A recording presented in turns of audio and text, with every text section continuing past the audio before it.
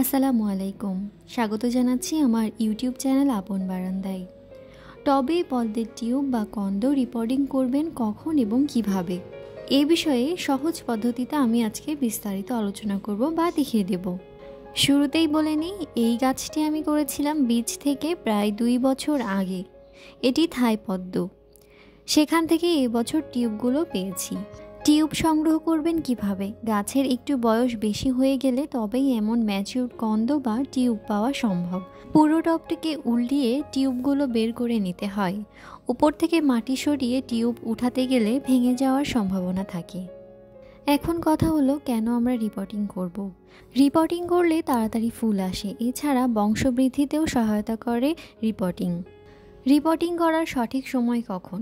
March থেকে শীতের আগ পর্যন্ত পদ্ম কিংবা শাপলা ফুল ফোটার উপযুক্ত সময়, তাই ফেব্রুয়ারি মাসে রিপোর্টিং জরুরি। শীতকালে মূলত এরা ডরমেন্সি পিরিয়ডে চলে যায়, অর্থাৎ এই সময় গাছ বৃদ্ধি হয় না, ফুলও ফোটে না। গ্রীষ্মকালে যখন রোদ পাবে, গরম যত পড়বে তত বেশি ফুল পাওয়া যাবে। টিউব সম্পর্কে ধারণা: টিউবের হলুদ অংশগুলো ভালো আছে এবং সেখান থেকেই প্রচুর নতুন পাতা উঁকি দিচ্ছে। একটু খেয়াল করলে দেখতে পাবেন এখান থেকে নতুন অনেকগুলো পাতা উঁকি দিচ্ছে। আর যে অংশটি কালো কালারের হয়ে গেছে সেই অংশটি ভালো নেই, অর্থাৎ সেখান থেকে আমরা কোনো নতুন পাতা কিংবা ডাল পাবো না। সেই জন্যই কাঁচি দিয়ে আমি এই অংশটুকু কেটে নিলাম। একটু খেয়াল করলে দেখবেন যে পদ্মের বাল্ব সবসময় চারপাশ দিয়ে বাড়ে, তাই রোপণের সময় টবের চারপাশে বুনে দিতে হবে। এখন পর্যন্ত যারা আমার এই ভিডিওটি দেখছেন তারা অবশ্যই একটি লাইক, কমেন্ট এবং শেয়ার করতে একদমই ভুলবেন না। আর চাইলে চ্যানেলটি সাবস্ক্রাইবও করতে পারেন। পদ্ম সম্পর্কে আপনাদের যে কোনো প্রশ্ন থাকতেই পারে। আমার এই চ্যানেলে একটি প্লে লিস্ট আছে পদ্ম সম্পর্কে।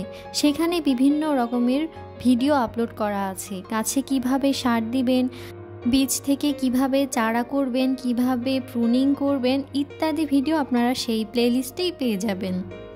এছাড়াও যারা মশা নিয়ে ভয় পান যে পদ্ম গাছ করলে মশার উপদ্রব বাড়বে, তারা অবশ্যই ট্যাঙ্কে গাপ্পি মাছ ছেড়ে দিবেন। গাপ্পি মাছ মশার লার্ভা খেয়ে ফেলে। এই বিষয়েও প্রচুর ভিডিও আছে আমার চ্যানেলে। এখন আসি টবের সাইজ। আমি এখানে 10 ইঞ্চি টব নিয়েছি, আপনারা চাইলে 8 থেকে 10 ইঞ্চিও নিতে পারেন। অনেকে ড্রামে বা গামলাতে করে থাকেন, সেক্ষেত্রে টব বা গামলা বা ড্রামের অর্ধেক অংশ মাটি দিয়ে পূর্ণ করতে হবে। এখন আসি মাটি তৈরিতে। এঁটেল দোআঁশ মাটি পেলে খুব ভালো হয়। আমি এখানে আগের মাটি নষ্ট না করে সেই মাটি ব্যবহার করেছি। শুকনো গোবর অবশ্যই মিশিয়ে নিতে হবে। প্রথমে একটি পরিষ্কার পাত্রে মাটি নিয়ে সেটি পানি দিয়ে কাদা তৈরি করে নিয়েছি। দেখতেই পাচ্ছেন একটু আঠালো টাইপের হয়েছে। এবার আসি কিভাবে রোপণ করবেন।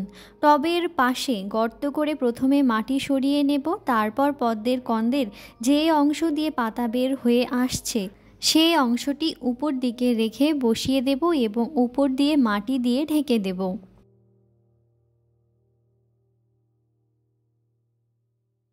একটি পলিথিনের সাহায্যে এখন আমরা পানি দেব। এইভাবে দিলে মাটি উপরে উঠে আসবে না এবং ঘোলাও হবে না। তবে এখানে একটা কথা বলে রাখি, এখানে আমি অল্প পরিমাণ পানি দিব। পাতা যখন বের হয়ে আসবে, বেশ কিছু পাতা বের হবে, তখন আমি পানিটা বাড়িয়ে দেব।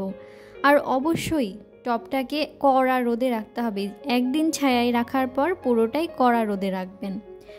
এই মুহূর্তে সার দেওয়ার কোনো প্রয়োজন নেই। যখন এরিয়াল লিফ চলে আসবে তখন সার দিতে হবে।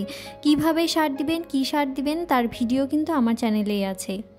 আজ তাহলে এ পর্যন্তই। কোনো প্রশ্ন থাকলে অবশ্যই কমেন্ট করে জানাবেন। আল্লাহ হাফেজ। আসসালামু আলাইকুম।